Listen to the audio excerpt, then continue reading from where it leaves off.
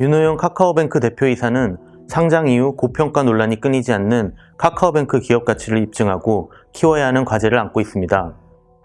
이를 위해 카카오뱅크 플랫폼 사업을 키우는 데 집중할 것으로 보입니다. 카카오뱅크 사업 구조는 크게 은행 사업과 플랫폼 사업으로 구분할 수 있습니다. 은행 사업에는 예금, 적금, 신용대출, 마이너스 통장대출 등 여신과 수신 상품이 포함되며 플랫폼 사업은 증권계좌 개설, 연계대출, 제휴신용카드, 광고 등입니다. 윤호영 대표가 카카오뱅크를 두고 은행이지만 금융 플랫폼이라고 강조하는 이유인데요. 카카오뱅크 기업가치평가에 은행 사업보다 플랫폼 사업의 성공 여부가 더 중요합니다. 은행 사업만 놓고 보면 카카오뱅크가 기존 은행과 차별성을 갖지 못하기 때문입니다.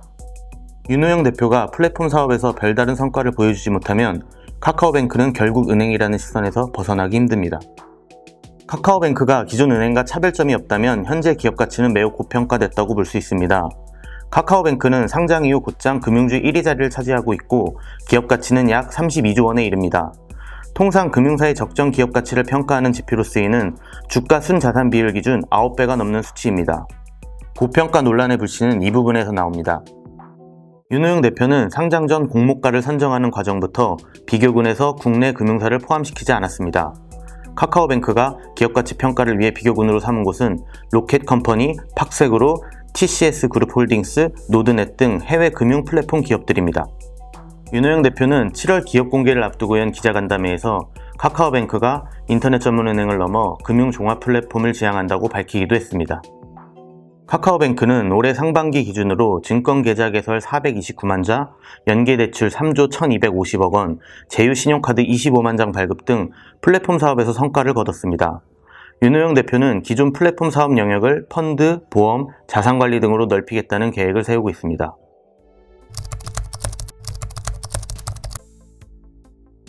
윤호영 대표는 은행 사업을 성장시키기 위해 주택담보대출 시장 진출을 준비하고 있습니다. 카카오뱅크가 금융종합 플랫폼으로 발전하기 위해서는 은행 사업 성장이 뒷받침돼야 합니다. 은행 사업을 통해 고객 수를 늘리고 이를 바탕으로 플랫폼 사업 영역을 점차 넓혀나가는 것이 카카오뱅크의 전략이기 때문입니다. 국내 가계대출 시장은 개인신용대출과 주택담보대출로 나뉩니다. 2021년 8월 말 기준 가계대출 잔액 1,046조 원 가운데 주택담보대출 잔액은 764조 원에 이릅니다. 카카오뱅크는 출범 이후 개인신용대출만 진행하고 있습니다. 가계대출 시장 가운데 70% 이상을 차지하는 주택담보대출 시장 진출은 카카오뱅크의 은행 사업을 급성장시킬 수 있는 기회인 셈입니다. 윤호영 대표는 올해 안에 주택담보대출 상품을 출시하겠다는 계획을 세우고 있습니다. 카카오뱅크는 2018년 1월 완전 비대면 전세대출 상품을 은행권 최초로 선보였습니다. 윤호영 대표는 공인인증서를 통한 스크래핑 기술을 도입해 이를 가능하게 했습니다. 윤호영 대표가 이번에도 은행권 최초로 완전 비대면 주택담보대출 상품을 출시할 것으로 기대가 커지는 이유입니다. 다만 윤호영 대표가 카카오뱅크 은행 사업을 키우기 위해서는 해결해야 할 과제도 남아 있습니다.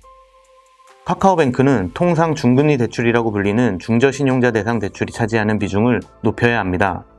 카카오뱅크는 5월 인터넷 전문은행의 출범 취지인 중저신용자 대상 대출에 소홀하다는 금융당국의 지적을 받아 올해 말까지 중저신용자 대상 대출 비중을 기존 10.2%에서 20.8%까지 높이겠다는 계획을 내놨습니다.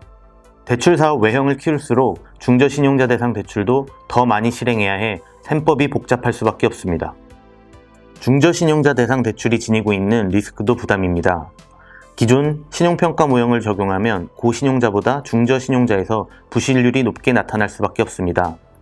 이에 윤호영 대표는 6월 새로운 신용평가 모형을 적용해 중저신용자 대상 대출을 공급하고 있습니다. 6월부터 8월까지 3개월 동안 카카오뱅크가 중저신용자에게 공급한 대출은 약 5천억 원 규모로 알려졌습니다. 윤호영 대표가 금융당국의 규제 속에서 은행 사업의 외형을 키워나갈 수 있을지 지켜볼 필요가 있습니다.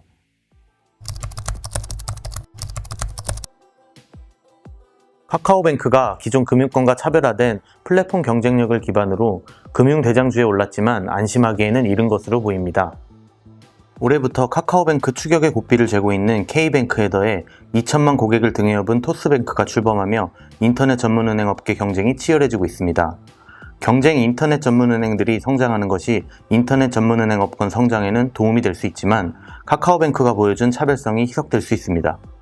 이제껏 카카오뱅크가 흡수했던 디지털 금융 수요가 분산될 수 있는 셈입니다. 카카오뱅크는 사실상 지난해까지 인터넷 전문은행 시장을 독점하며 성장했습니다. K뱅크가 카카오뱅크보다 먼저 출범했지만 자본 확충에 어려움을 겪으며 영업에 집중하기 어려웠기 때문입니다. 2021년 들어 가상화폐 거래소 업비트와 실명계좌 제휴효과, 금리 혜택, KT그룹과의 시너지 등을 통해 카카오뱅크와 격차를 좁히고 있습니다. 아직 여수신 규모에서 카카오뱅크와 K뱅크는 3배 이상 차이를 보이고 있지만 K뱅크가 대출 영업을 재개한 지 1년여 밖에 되지 않은 점을 고려하면 충분히 위협적입니다. K뱅크는 2023년 상장 계획도 이미 세워두고 있어 외형 성장에 더 공격적으로 나설 가능성이 높습니다. 이에 더해 토스뱅크 출범은 카카오뱅크에 더 위협적으로 작용할 것으로 보입니다. 카카오뱅크가 1,700만 명에 이르는 카카오뱅크 앱 사용자를 플랫폼 경쟁력으로 내세우고 있지만 토스뱅크는 토스앱 사용자를 등에 업고 있습니다. 토스뱅크는 카카오뱅크와 달리 자체 앱을 구현하지 않고 토스앱에서 금융 서비스를 선보이기로 했습니다. 카카오뱅크가 은행 앱에서는 1위를 달리고 있지만 금융권 앱으로 확장하면 토스앱이 2천만 고객으로 사용자 수에서 앞서고 있습니다. 토스앱이 지닌 역량은 이미 입증됐습니다. 앞서 토스증권도 토스앱에서 모바일 주식거래 서비스를 선보였는데 출시 한 달 만에 고객수 300만 명을 단숨에 돌파했습니다. 토스뱅크가 신생은행으로서 금융당국의 규제에서 더욱 자유로운 만큼 여수신 신상품에서도 경쟁력을 갖춘 것으로 보입니다. 카카오뱅크도 금융당국의 규제 속에 들어오며 최근 대출 한도를 연봉 이내로 줄였습니다. 대출금리도 3%를 넘어섰습니다. 토스뱅크는 출범과 동시에 2%대 수시 입출금 통장을 내놨는데 다른 은행권 금리보다 2배 이상 높은 수준입니다. 대출도 2% 후반 금리에 최대 2억 7천만 원 한도 상품을 선보였습니다. 토스뱅크는 단독 상장 가능성은 적어 기존 금융지주들처럼 토스를 운영하는 비바 리퍼블리카가 상장할 때 기업가치에 포함될 것으로 보입니다. 비바 리퍼블리카는 올해 6월 투자자들로부터 기업가치 8조 2천억 원으로 평가받았습니다. 장외 증권거래 시장에서는 시가총액 16조 원 수준에서 거래가 이루어지고 있습니다.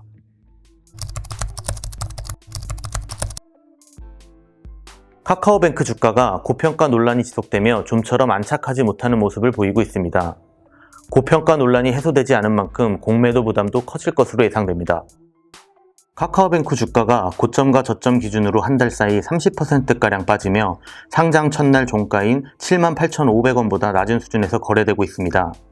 카카오뱅크 주가는 9월 들어 보호예수 물량이 대거 풀리며 주요 기관 투자자가 대량 매도에 나서고 공매도 허용에 따라 하락세를 보이고 있는 것으로 분석됩니다. 주요 기관 투자자들의 매도는 일회성 이벤트로 볼 수 있지만 공매도 유입에 관해서는 주의 깊게 살펴볼 필요가 있습니다. 카카오뱅크는 2021년 9월 10일 코스피 200에 편입되며 공매도가 허용됐습니다. 이날 1,623억 원 규모의 공매도 거래가 발생했는데 전체 거래 대금의 34.74%에 이른 수치입니다. 주가가 너무 높다는 고평가 논란이 클수록 공매도 대상이 될 가능성이 높을 수밖에 없습니다.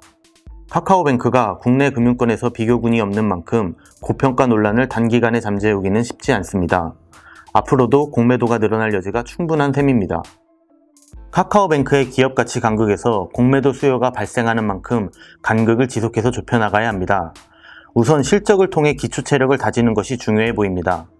꾸준히 성장하던 실적이 둔화되면 고평가 논란에 불을 지펴 공매도가 늘어나는 악순환이 되풀이될 수가 있기 때문입니다. 카카오뱅크는 올해 상반기까지도 좋은 실적을 냈습니다. 카카오뱅크는 2021년 상반기에 순이익 1,159억 원을 거뒀습니다. 2020년 같은 기간보다 156% 늘어난 수치입니다. 같은 기간 이자 수익은 17.3%, 수수료 수익은 10.6%, 플랫폼 수익은 96.2% 증가했습니다.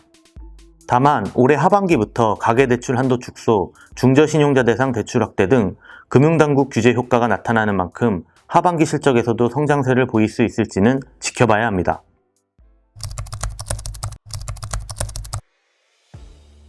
윤호영 대표는 위기관리 능력 시험대에 올라 있습니다. 카카오뱅크는 2021년 상장을 통해 금융대장주에 오르며 기존 금융권과 어깨를 나란히 하고 있습니다. 신생 인터넷 전문은행이라는 범주에서는 이미 벗어났습니다. 카카오뱅크가 성장하며 금융당국의 규제와 기업가치 고평가 논란 등 위기 상황도 늘어나고 있습니다.